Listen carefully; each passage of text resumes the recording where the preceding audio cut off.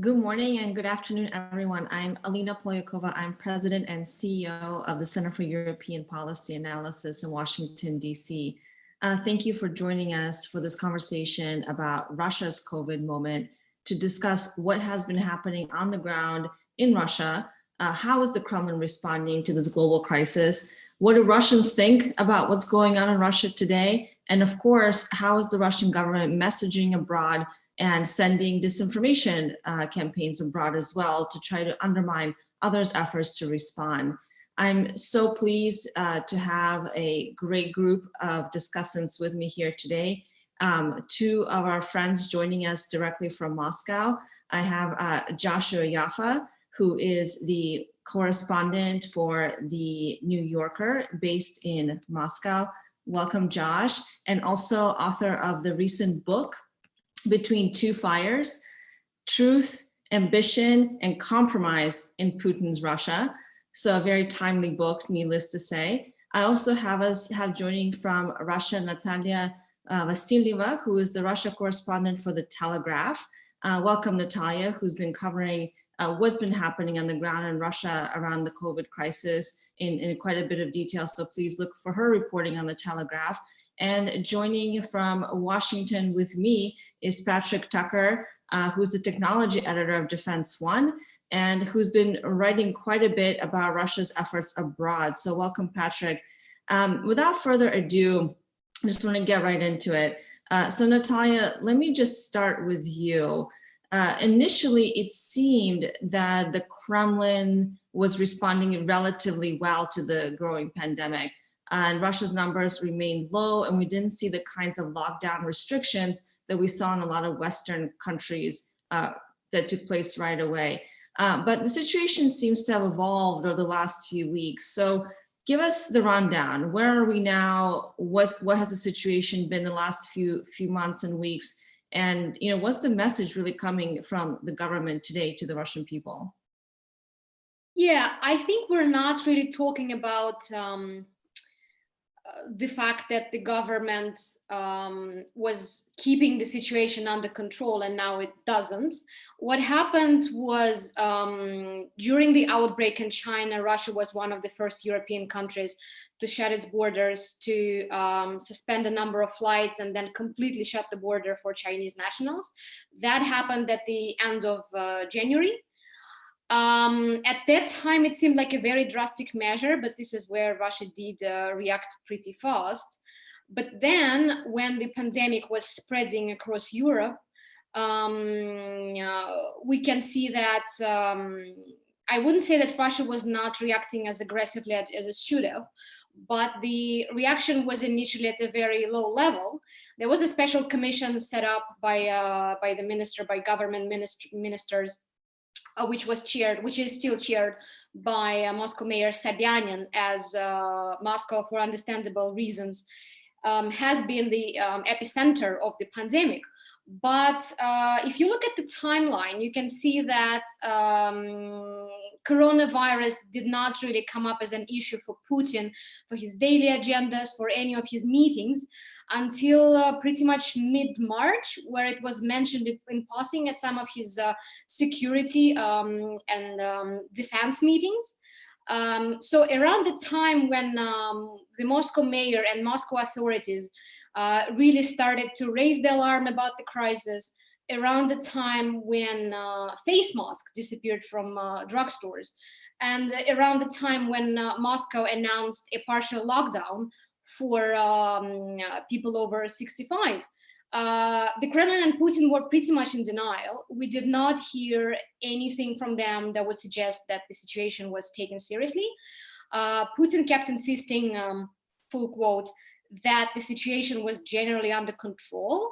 And basically, it was just 2 weeks ago, I would say 2 weeks ago and 2 weeks ago today, or 2 weeks ago last Wednesday, when Putin first chaired a meeting specifically devoted to coronavirus, when he went to Moscow's main coronavirus hospital. And the following day, he made his address to the nation, saying that starting from Saturday that week, Russia or will be in so-called non-working week. That was happening around the time when Muscovites, scientists, and Moscow authorities as well were calling for a proper actual lockdown. That was happening at the time when Paris, Berlin, European capitals were pretty much in lockdown. So in that way, Putin was responding not as fast as he could have. What happened is, at the time when Putin announced the lockdown, we had just 600 confirmed cases and no fatalities. And by the time that the lockdown was actually enacted, 4 days later, the number of cases has doubled. But again, there's also a question of testing, which I'm sure we will talk about at some point later. Thank you, Nataliya, for the overview. I do want to come back to some of the issues you raised. You mentioned this very well-produced, I should say, visit to a major Moscow hospital where you saw many pictures of Putin in this yellow hazmat suit, visiting a very modern-looking hospital, shaking hands with the head of the hospital, who has since been tested positive for COVID-19. And there's a great deal of speculation about whether Putin may himself be infected. We saw him hold several meetings via video conference, one of the National Security Council meetings. And so I want to go back in just a moment to talk about some of the speculation that's been happening around the Kremlin's response as well. But I want to really focus in and zero in on your last point about Russia's ability to actually respond from a public health perspective to the crisis in terms of its ability to test large swaths of the population, and also the potential lack of desire of the government to report actual numbers, because that really doesn't look good. So Josh, let me take it over to you. You wrote an article for the New Yorker recently where you really went into this exact question, asking why Russia's numbers so low, what really explains that. So can you answer that question for us now? Sure. And of course, like everything regarding coronavirus reporting, the shelf life of these pieces tends to be pretty short. So what I wrote 2 weeks ago has quickly been overtaken by events.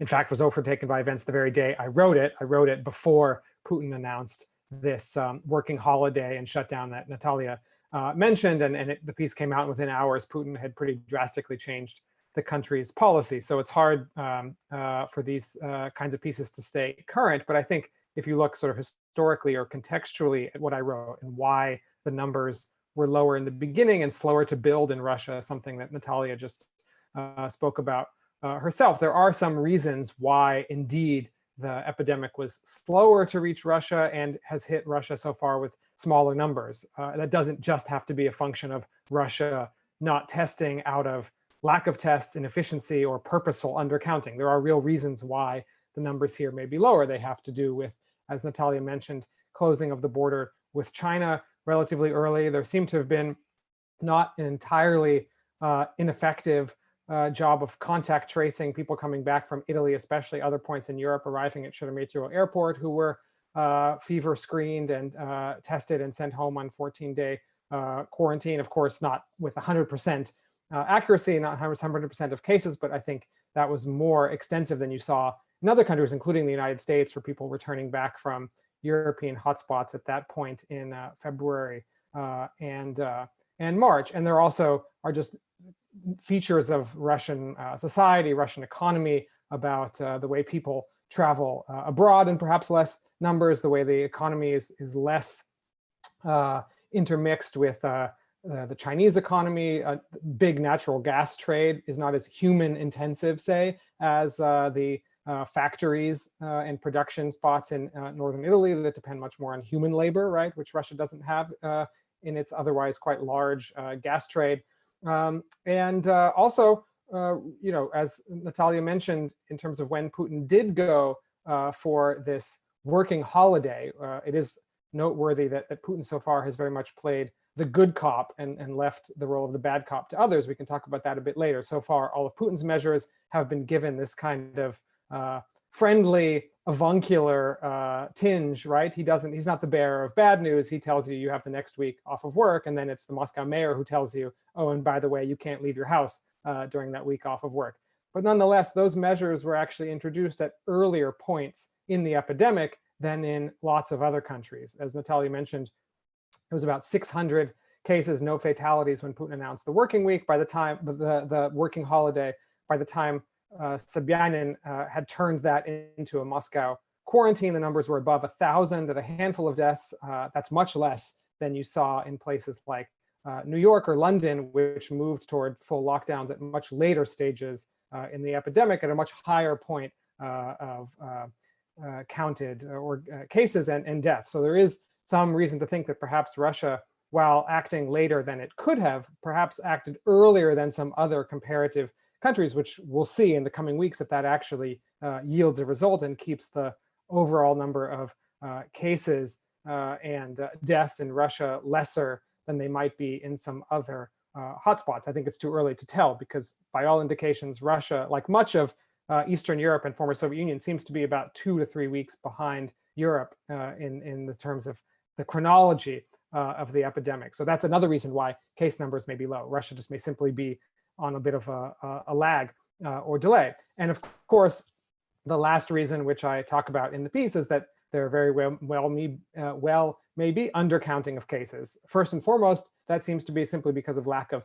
the technological scientific ability to do a large number of cases, especially in the regions. That's less a Moscow problem than when we talk about the provinces, and also a disinclination, perhaps, from officials on all levels, maybe the local level even more than the federal one, to acknowledge too high of a caseload. But I should say that in 2020, I think it would be pretty difficult, if not impossible, to hide indefinitely a mass epidemic with mass hospitalizations and deaths secret for too long. So I don't think that we can talk about a kind of Chernobyl style cover-up in 2020. I just don't think that's possible. Russians are pretty active social media users, and that sort of thing would be picked up on Facebook and other mediums. And so far, it's not. So Russia, I guess in closing, I would say that the numbers are increasing in ways that should be worrying, but still less than a lot of other European hotspots. And the question is,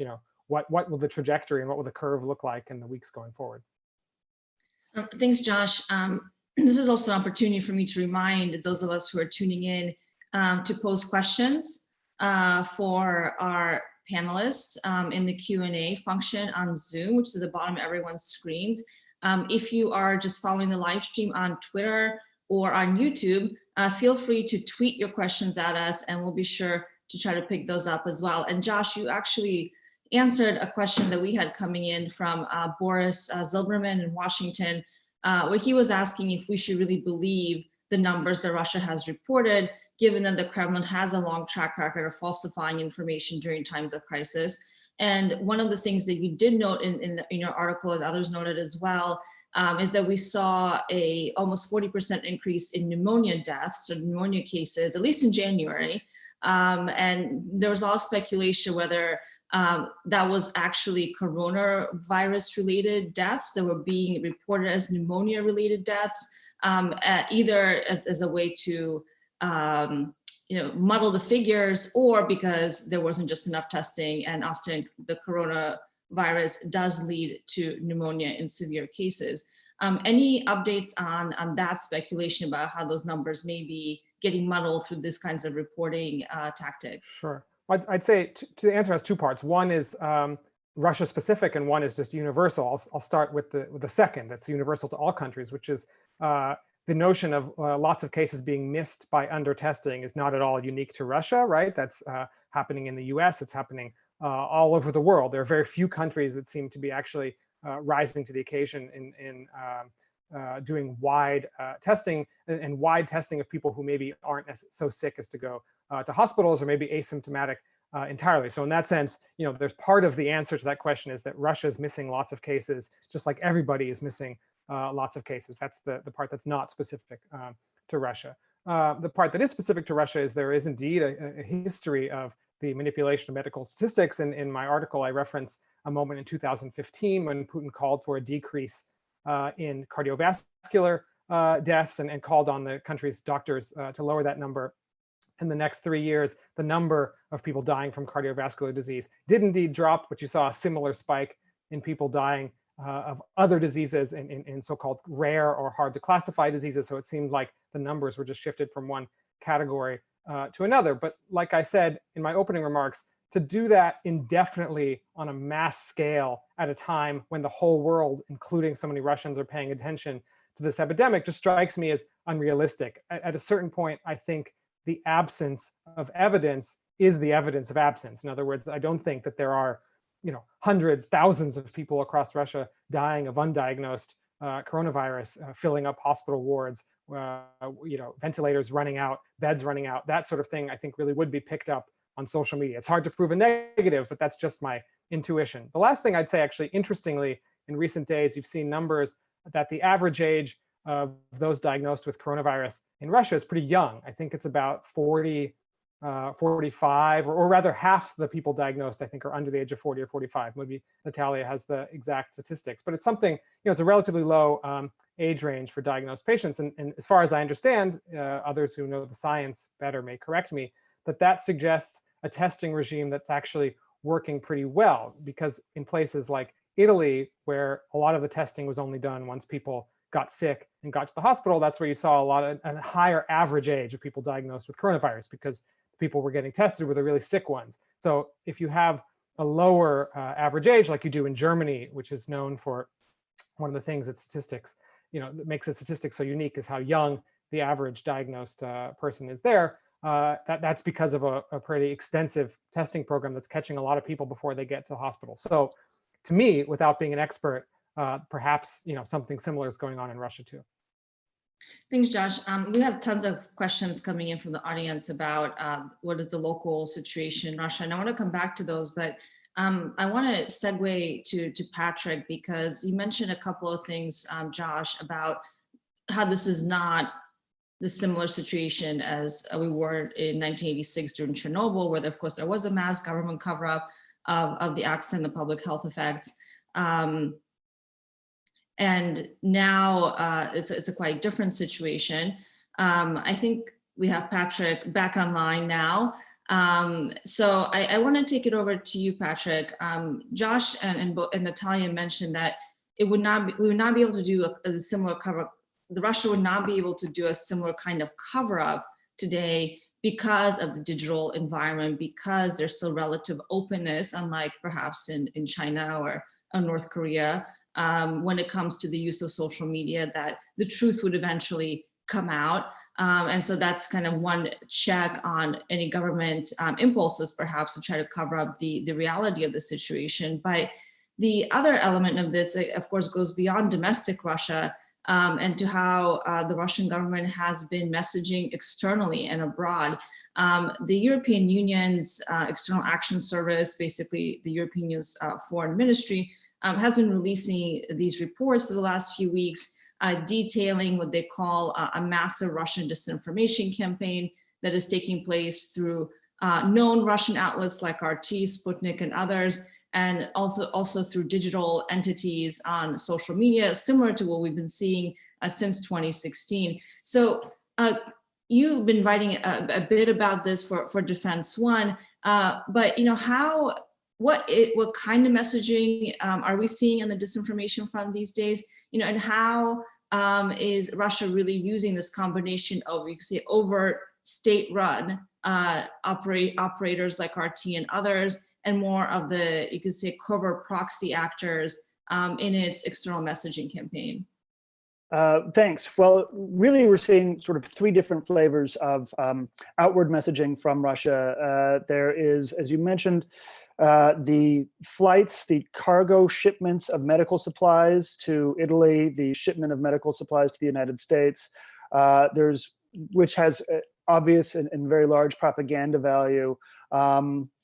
Something that, when that's reported, the Kremlin doesn't emphasize is that there's some question about the utility of some of the medical equipment, 600 ventilators or so that they sent to Italy. A bunch of anonymous sources told Italian newspaper La Stampa that 80% of the material was useless.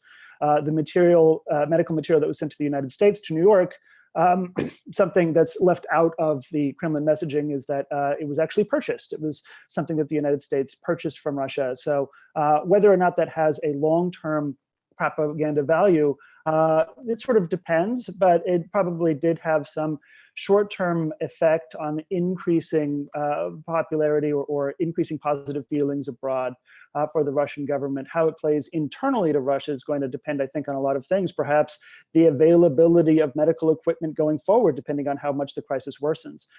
In terms of more direct messaging, again, too, we see these two separate flavors.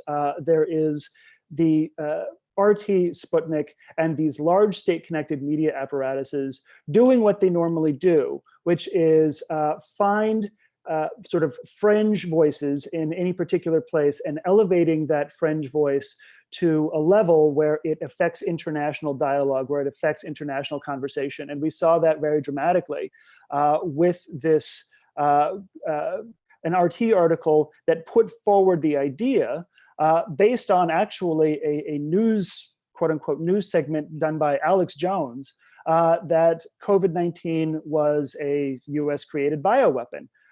So this was, again, it's an RT article, and it cites Philip Girardi. He's a former CIA officer. He's kind of a conspiracy monger now. And he basically makes this big misclaim about a research paper from several years ago that seemed to show that there was evidence that the US had created a SARS-like bioweapon and that it was COVID-19. The Girardi completely misstates the foundation of the paper, but nevertheless, it shows up in this article where it's framed as former CIA officer now says that COVID-19 is a bioweapon. And then, you know, in sort of typical RT fashion, at the bottom, there's lots of caveats. Is it true? Is it not? What happens with this is that it gets picked up by the new head of the Quds Force in Iran, and it gets picked up actually by a couple of different Chinese officials who on social media also are able to now propagate that theory. And again, they're able to not fully endorse it, but certainly spread that idea.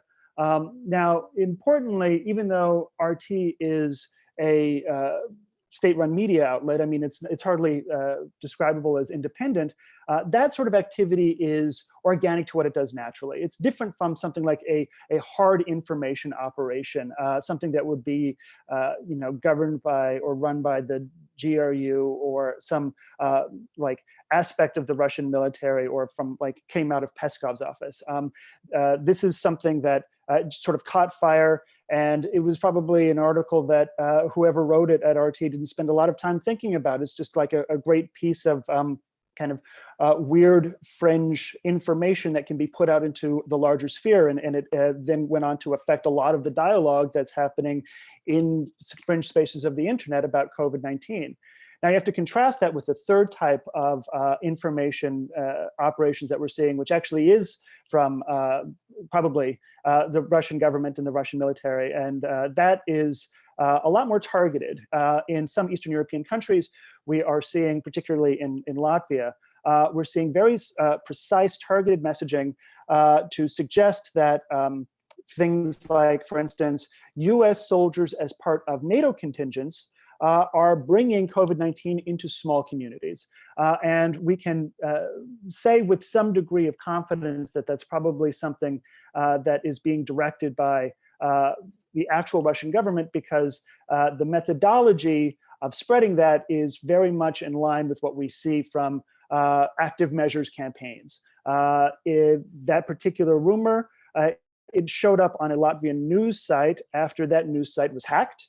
The credentials of the administrator were stolen. So basically they defaced the website. They then took that article, that idea, they sent it to a lot of journalists. And so you have this combination of methodologies that's meant to create a false impression. And again, specifically targeting an audience that they know that they can reach, that's not going to be able to talk to necessarily a lot of other people about news that's very specific, local to them, using you know, offensive cyber operations as opposed to just publishing an article. And that are the three sort of flavors that we see. So you've got the big gestures of aid. The way the Kremlin frames them, not being necessarily in line with the truth. You have RT doing what it does, elevating fringe voices, and you have actual active measures in places like Eastern Europe. Thanks, Patrick. I want to bring in some questions we have coming in. We have a question from Keir Giles over at our friends in London at Chatham House. Question for Patrick or others in DC on the Russian aid shipments, which you mentioned. The only public assessments of how useful it actually is to the recipient countries seem to be anonymous, as was the case with La Stampa, which is an Italian newspaper that reported that 80% of the supplies that Russia delivered to Italy were useless. Is there any authoritative assessment of whether the shipment bought from Russia by the United States is A, what's actually needed, and B, of acceptable quality? And Patrick, I think that was directly to you. Yeah, we don't have an assessment yet. It went to New York, and how doctors in New York are currently using it, it's very difficult to assess the efficacy of any of the medical equipment that's getting up there now, except anecdotally. We see some hospitals where there's ample medical gear. We see some hospitals where donated medical gear, including potentially from Russia, has been useful. We see other hospitals in New York where people are wearing trash bags. So right now, and particularly in Italy as well, we don't have a great window independently of that reporting of how well this material is being used, or whether or not it's having the sort of difference that you would hope that it would have. But speaking of the Russian medical stockpile, there's a lot of questions about it. It is very large, but there are questions about ventilators and whether or not these are really modern ventilators, or whether or not they're actually Soviet era ventilators. Whether or not this medical equipment is actually modern, or whether it's left over from decades ago. So that's a real question that I think a lot of people will be asking, and we should have answers soon. But right now, New York, where a lot of this medical equipment went, it's very difficult to get a clear picture. There's a couple of questions that I think, Nataliya, you may be best suited to answer about the domestic situation in Russia that are coming in. Alexandra Vakru, and I apologize if I butcher anybody's names, asks, I've seen some reports that Russia is using a less sensitive test with a questionable domestic medical device for results and sending all tests to Siberia for processing, and that this may be leading to undercounting. Is this actually true? And let me link that with another question about Russia's domestic situation from Judy Twigg, who was asking if private clinics and hospitals were being encouraged to help with diagnostics and treatment in Moscow and other parts of Russia. Nataliya. Yeah, that's a very good point about testing. I would say until a week and a half ago, pretty much when the lockdown here began, there was only one certified lab who would be certified to perform those tests and analyze the results. It has indeed faced criticism that its tests were not as sensitive as you would wish them to be. They were, however, approved by the World Health Organization. But on the plus side, the Russian government did realize pretty early on that the current testing was not adequate in terms of the scope, in terms of the sensitivity of the tests. They have accredited several labs, including private labs, and I think private labs began to accept patients and began to test people. A week and a half ago, I would say 2 days before the lockdown began last week or something like that. So I think that could partly explain why we're seeing day after day, we're pretty much seeing a really striking spike in the uptick in the number of cases. For example, this morning we had the largest one-day surge in the number of cases. And because the testing takes a while, and on the anecdotal level, from what I've heard, from the moment you're admitted into the hospital, from the moment when you submit your result, when you're tested, it could pass from as little as 4 to 6 days when you get your first result. And this is essentially test A. you get to have a second test to make sure that there was no mistake on the first one. So the results we're seeing now essentially are the results that have begun to come in when the broader testing has kicked in. So I think that's why this week and early next week is something that we really need to look out for, to see whether the surge in new cases that they're seeing, whether it's due to the fact that we have a better and wider testing system now, or we're indeed seeing a deterioration in the number of cases and the spread of the disease. Thank you, Nataliya. There's another question regarding what the current situation will mean for the celebrations that are usually held in Russia in May around Victory Day of May 9th. David Stulik asks, what is going to happen with the May 9th military parade? I saw some reports that A, no officials, and B, veterans, people over 65 would attend that. Is that correct? I mean, this has been a subject of a huge amount of speculation as to how the Kremlin would handle this huge 75th anniversary event.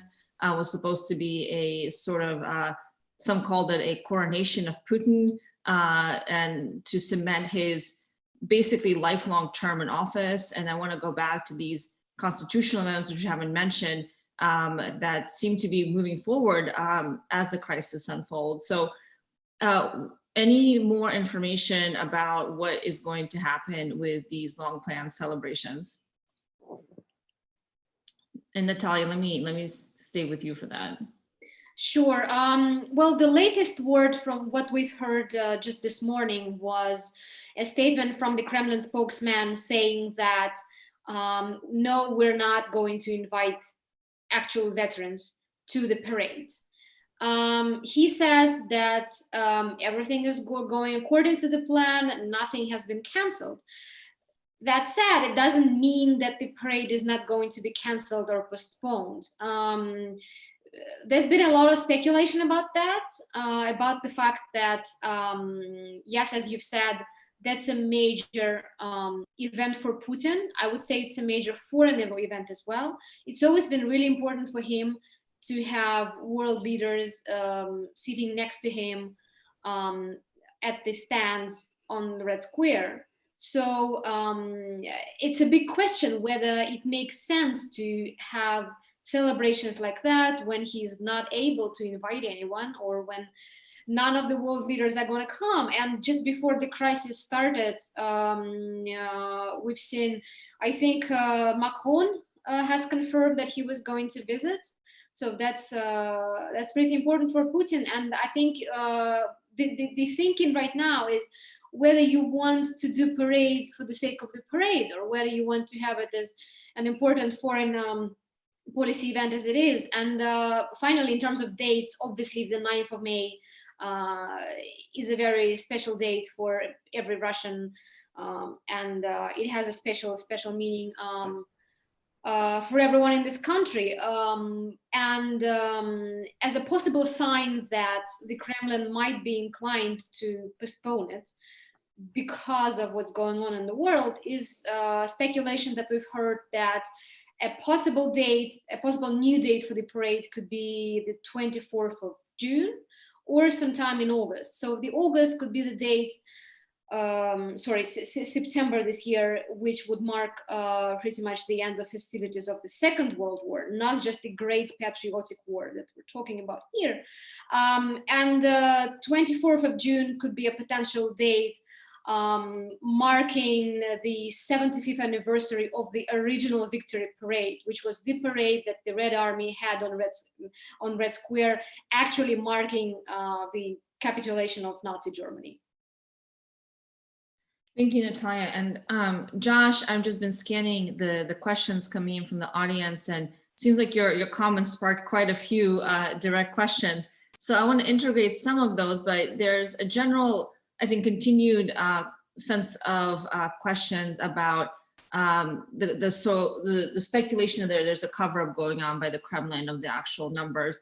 Last I checked, the number of cases reported in Russia was around 7,000. Please correct me if I'm wrong, which is still very, very low for a country the size of Russia that, of course, we would have expected to be first exposed because its proximity to China, and it certainly pales in comparison to what we're seeing in the United States and in many Western European countries.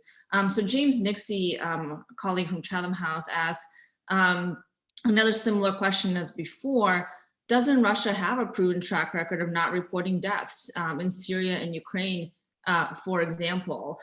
So I think there's a desire to hear a little bit more from you as to what you think the Kremlin strategy is here. Sure. I mean, I can really only return to some of my comments from before, because we're ultimately in the realm of speculation here, because neither you or anyone, or perhaps even the Kremlin itself, knows the true scale of the coronavirus outbreak in Russia. Just like I don't think that the Trump administration could tell you with any certainty, the true scale of the coronavirus outbreak in the United States. There simply just isn't enough testing in most places to understand, what the numbers really are and what the numbers are in more rural or far-flung places that don't have the same kinds of testing regimes, say, like there are in Moscow. But like I said, the sort of a mass nationwide epidemic with hundreds or thousands of people filling up hospital beds, taking up all the ventilators, dying in some secrecy, is the sort of thing that will be picked up on social media, just like, in fact, social media has done a pretty good job of picking up otherwise kind of covered up military offensive or deaths in places like Ukraine and Syria. The reason we know that Russia, say, has targeted medical facilities in Syria, despite denying doing so, is because that sort of thing is picked up by people on the ground, passed around in social media. There are researchers like Bellingcat and others who are able, with some degree of specificity and certainty, to call out those events and document them. And that isn't happening in Russia, at least not on any sort of scale that would make me think there's a mass cover-up going on. And that's despite me having looked for it. When I wrote that piece for the New Yorker a couple of weeks ago, I entered into it at least theoretically open to the idea that there's a much wider epidemic going on than we had heard about officially. And despite calling around, not just in Moscow, but to the regions, I wasn't able to find evidence, again, despite having looked for it, of a kind of mass scale cover-up. So of course, the epidemic is much wider than those 7,000 and change cases hint at. Of course, there are some regions with just a handful of cases or a dozen cases. It's unlikely that coronavirus could get to a far-flung region and just have under 10 cases. Clearly, there must be more people in that local population who have it. But again, I'm not sure that's particular to the Russian case here, right? But that's something in common with a lot of other countries. So, Josh, there's a couple of questions, including one from Pavel Havlicek, that is to you both, to Nataliya. But let me start with you, and I actually think there's a question in there for Patrick as well. What are the implications of COVID-19 crisis for the regions of Russia? Obviously, Moscow has been the most affected, but there's what is really happening in the regions. And I think perhaps answering that question, since you are in Moscow, so are you, Nataliya, give us a bit of a sense of what is life like for average Russians right now. How are they thinking about what's happening? Just give us a sense of what you're hearing from colleagues, friends on the ground. One of the questions also notes that there was a number of regional governors and elites who resigned.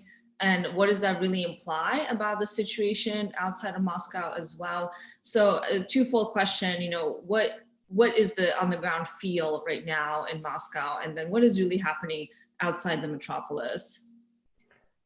I think in terms of, as like a public health question, keeping the virus from spreading outside of Moscow into the regions is probably the #1 priority from a public health perspective for the Kremlin. Moscow actually feels to me, and from my reporting and research, relatively equipped to handle the outbreak. There's this brand new hospital in the outskirts of Moscow, Kommunarka, several other hospitals in Moscow that have been repurposed to take coronavirus patients. So far, those don't seem to be at capacity or overflowing, or running out of personnel or equipment. And I think Moscow, as a well-funded sort of global megapolis, is not in terrible shape to deal with coronavirus. That's a whole different story when you get out into the regions, where the quality healthcare drops precipitously. And so I think that the great sort of public health question for the Kremlin will be, what can it do to keep the virus from spreading outside of Moscow? So far, it's relatively a Moscow phenomenon, but the big spike in cases today,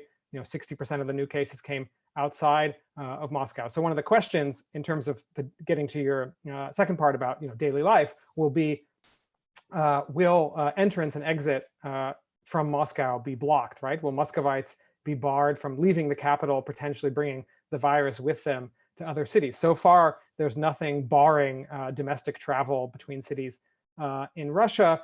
That's a measure that I think that is seen as the kind of last ditch measure, the final thing that will be implemented if it is by the Kremlin, because otherwise in Moscow, we have a pretty strict quarantine. Residents are meant to stay at their homes. They can go to a grocery store, they can go to a pharmacy. There's a rule that they can go within 100 meters of their home, but not more. So far, that isn't being enforced by things like personal QR codes and geolocation apps that were also discussed. That also maybe is a measure that will come, if necessary, in kind of phase 2. But I think, and Nataliya can add to this or correct me if I'm wrong, but from a kind of nationwide public health perspective, the main task is, if Russia can contain this to Moscow and maybe St. Petersburg, there's a chance that the health systems of those cities, which again are relatively well-funded and well-equipped, might be able to cope. But if it gets out into the regions and mid-sized cities and smaller provincial towns and cities, then I think you really could see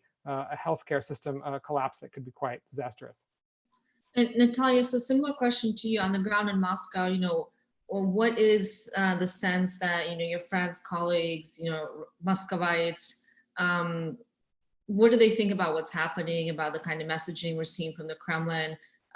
All of you mentioned a few times that Putin has been the good cop here, or has been trying to play the good cop, and instead of imposing a quarantine, he is framing this as stay-home vacation until the end of April. And I think that had led initially to some confusion from a lot of Russians who thought, oh, paid vacation, I'm going to go to my country home, to my dacha for the weekend. But of course, that's not what Putin meant. He himself has been in isolation. What are people thinking about how the government is responding? Do they feel safe? What's the general sense you're getting on the ground? Yeah, I think we're in a bit of an unusual situation here compared to the UK, for example, or the US as well, because Russians and Muscovites in particular began to self-isolate. People started practicing social distancing 2 or maybe even 3 weeks before the official lockdown was announced. A lot of my friends stopped going out and stopped seeing people pretty much 2 weeks before the lockdown, just like myself, because people were seeing what was happening in Europe, because everyone could understand that we were not immune to that. Whatever measures are taken, we would be looking at the major health crisis. And this is when we actually found ourselves in an interesting situation, because basically for the first time in at least my memory, we had opposition figures and people on the opposition spectrum of the political life calling for restrictions and calling for harsh, decisive measures from the Kremlin. Opposition leaders like Alexei Navalny were calling for quarantine or a complete lockdown days or even weeks before it was officially imposed. And Moscow officials were a little bit, they were definitely not behind the curve, and the measures that were taken here came maybe 6 to 7 days before they were implemented across the country. I think people, Muscovites, people here had an acute sense of how dangerous the situation could spiral, because people travel,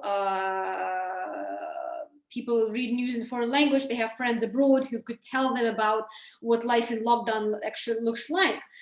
In the regions, I think there was a bit of a confusion when the lockdown was imposed just like that, because at least in the regions, the situation did not seem as acute as it was. And in many regions, we would talk about a dozen of cases. So the main thinking was, why would I bother and sit at home if we have just 10 sick people? Now, your point is absolutely correct. Putin's original announcement about the non-working holiday was terribly confusing. What's more, at least one state-owned television channel on its morning show ran a segment about barbecue and basically invited people to go out for barbecue, because we were looking at a very nice spring weekend. A lot of people did go out for walks for barbecue just before the lockdown was announced. When the Moscow City Hall basically clamped down on that and said, we will have to implement a strict lockdown, no walks, no barbecue. One of the reasons was that someone allegedly saw some people, busy with barbecue or playing table tennis or whatever. But we definitely came across a very mixed messaging and a very confused messaging on Putin's side. Just like someone on this panel has mentioned, he doesn't want to be the bearer of bad news. So a lot has been delegated to the regions.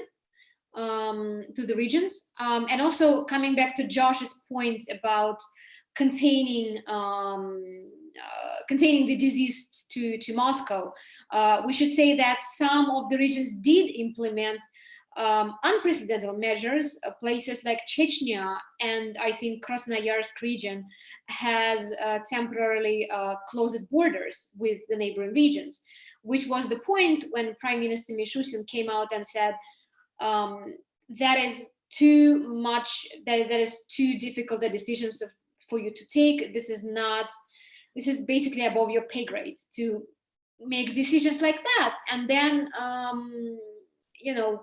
I guess everyone in the regions are in a real state of confusion, because Putin in his last address specifically said that the regions should make their own decisions because the situation varies. But then, so the regions who did take decisions to close the borders, they basically had their hands slapped. Interesting. I see a lot of interest also in the audience. There's a couple of questions I wanted to make sure we got to about the after effects of the crisis, not just on regime stability, but also on Russia's military readiness. There's quite a few questions from the audience on this. And I think, Patrick, those are probably best directed to you. I have one question from Iya Murmashvili, who is a reporter for the Voice of America Georgian service here in Washington. And she's asking, is there any information about how the virus is spreading among Russian troops? And related to that, from General Ben Hodges, a question about how and what impact the virus is having on Russian Black Sea Fleet operations. So is there anything in the public domain that you've seen on the defense side of this, and how the virus might be affecting, or the pandemic might be affecting Russia's own defense, military, and Navy capabilities right now? And let me just throw one more in there for you, because around tech, Josh and Nataliya both mentioned the potential use of surveillance technologies that haven't been put into place yet. Certainly that was something that the Chinese did as part of their efforts to contain the pandemic. And there's been a lot of criticism of how Russia uses these kind of surveillance technologies, whether it be video, the use of mass data collection and monitoring in social media. And they seemingly haven't deployed these capabilities yet. But do you see that as something happening in the future? Looking at China, especially, as Russia often does, wanting to probably replicate some of the capabilities the Chinese have been able to deploy. So where do you see kind of the tech and the defense implications going in the near term? Thanks. So on the military readiness and general health among the troop population. Right now, the picture is very difficult to get a sense of.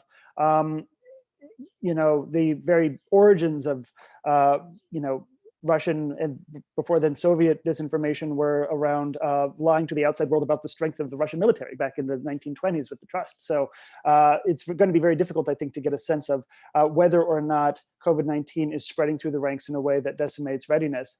That's probably going to be the first thing that there's going to be a lot of heavy information management around.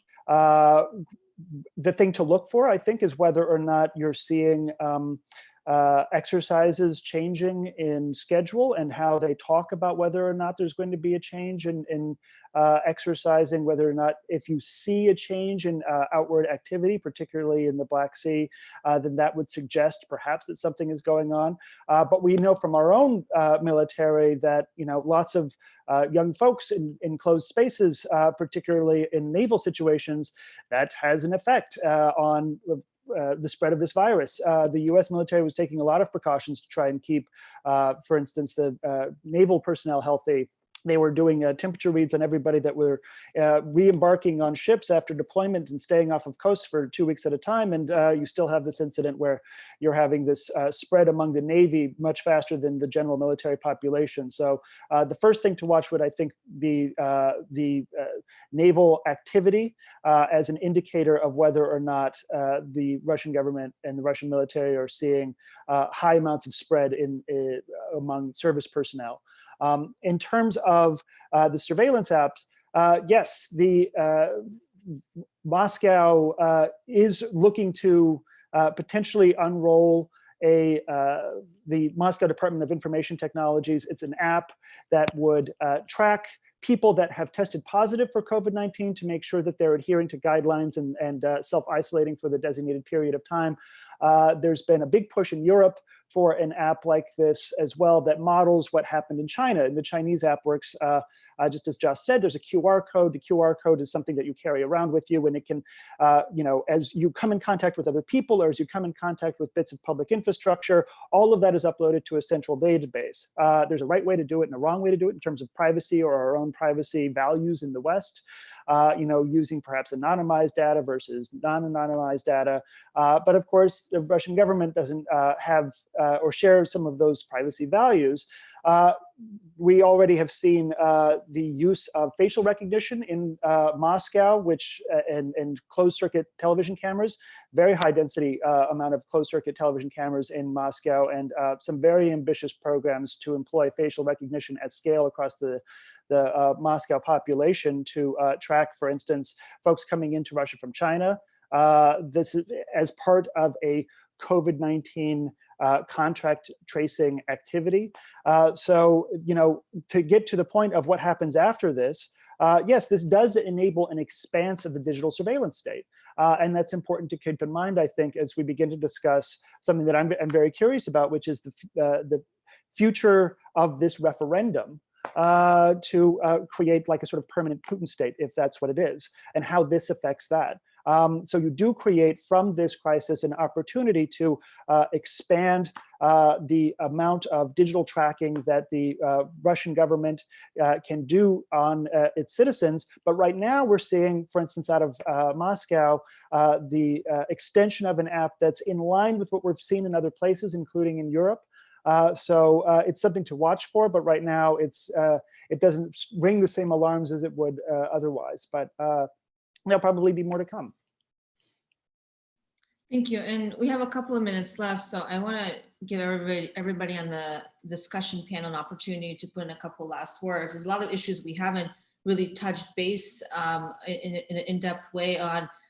One of them being some of the questions that are coming from the audience as well about the long-term implications of this and speculation as to what this will mean for Russia's standing in the world in this so-called great power competition era, as the Washington discourse goes these days, and speculation around whether, you know, what this will mean for Russian foreign policy and strategy. I think these are questions that we're not really able to answer right now. It's probably way too early to be able to talk about strategic questions as we're in the middle of this situation as we speak. But I think there's serious questions about the stability of the regime, and is there some cracks that we're starting to see as a result of this? Putin's popularity remains, pretty high. And it's gone up and down a bit, but it's still in the 60s, which is, I think, acceptable from the Kremlin's perspective. He's allowing local officials bear the burden of the response. But any comments any of you have about what are the potential long-term implications of this for Russia's political stability, for economic stability? There were a couple of people interested whether they're seeing the same shortages, sort of mass-produced shortages in Russian stores as we're experiencing in the United States for some basic supplies like toilet paper and paper towels and things of that nature. But anything that any of you would want to comment as we come to a close. So let me just maybe go in reverse order from the panel. So Patrick, let me start with you, and then Josh, and then Nataliya will have the last word. Yeah, no, I in terms of what happens next, it's hard to speculate because, of course, there's going to be a very different reaction from the Kremlin than the sort of thing that you would see out of the United States. And I think the last question about troop readiness is a great example. Recently in the U.S., we had a captain of an aircraft carrier that was, he landed the aircraft carrier, he evacuated the entire all the personnel on board. It was a huge media event as people chimed in support of him.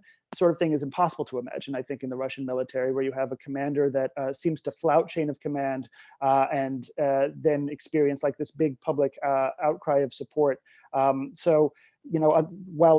in the United States, a 14% hospitalization rate, 1% mortality rate is very difficult to fathom. In terms of Russia, it might be more possible to fathom. It might be something more like an acceptable amount of human suffering. And that sort of decision-making is going to determine how they come out of this, I think, in many ways, certainly from the perspective of military preparedness. And I don't see Putin becoming less powerful as a result of the current events, even if it does affect his standing ultimately. Sorry, thank you, Patrick. Josh.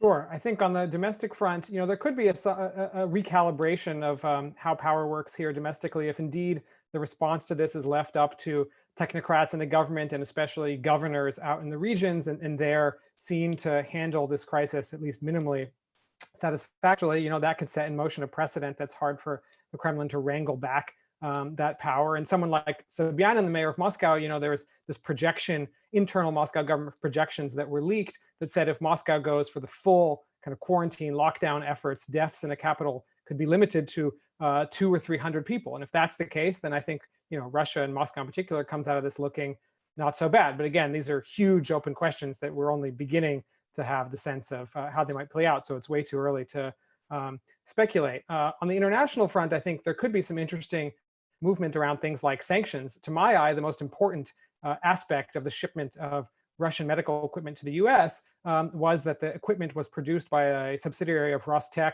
an entity under US sanctions. So essentially the Russian government got the US government to buy goods from an entity under US Treasury sanctions, which is very much in keeping with Putin's rhetoric that sanctions should be separated from humanitarian issues. There should be a so-called green corridor to allow the transfer and sale of necessary life-saving medical technologies to overcome outside of sanctions regime. And he essentially proved his point. How aware the Treasury Department and the Trump administration was about what was going on, I don't know, but he created a fait accompli that I think will actually be a point he'll return to in future negotiations.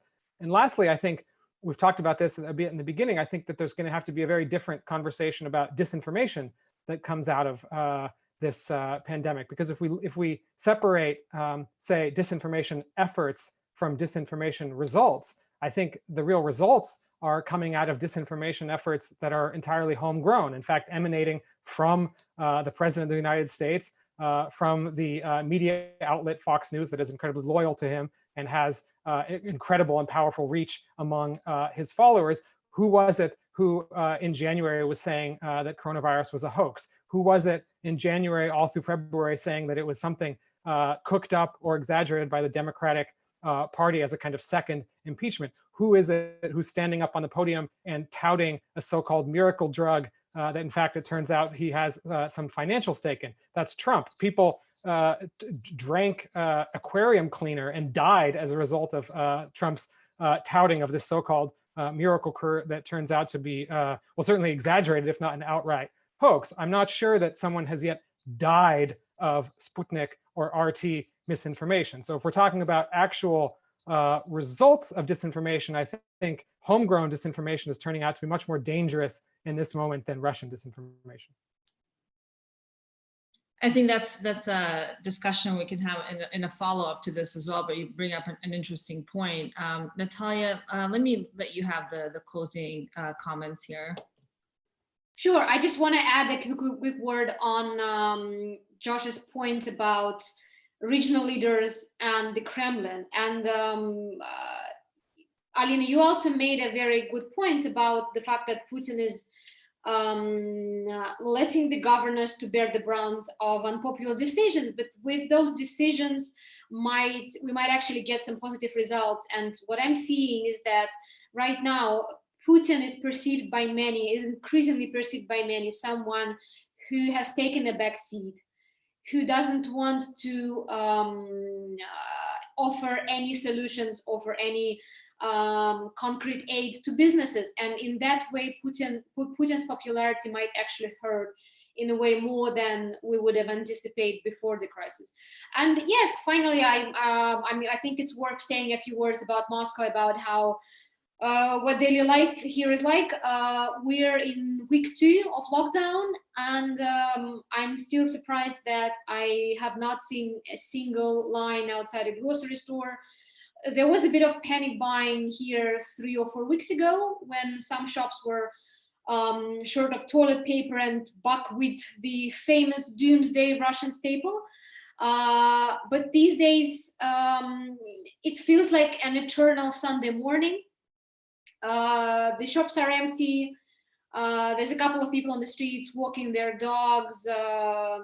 Some takeaway coffee shops are open, but overall it looks like the city is managing it quite well. So we're not seeing any panic on the streets.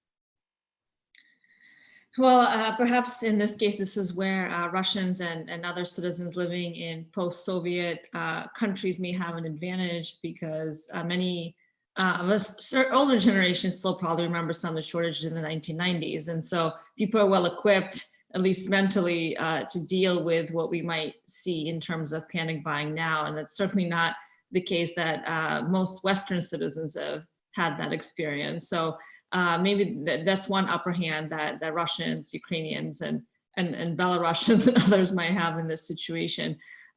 So I just want to thank all of you for joining us. I want to thank our audience who sent many questions, and I'm sorry we weren't able to get to all of them, but I really appreciate the engagement we're getting in this conversation. So thank you, Nataliya, dialing in from Moscow. Thank you, Josh, dialing from Moscow as well. Go buy Josh's book, Between Two Fires. He's too modest to promote it himself, so I'll do it for him. And Patrick from Defense One here in Washington, thank you so much for joining us and for writing about these issues for a English-speaking audience as well. So thank you, and goodbye.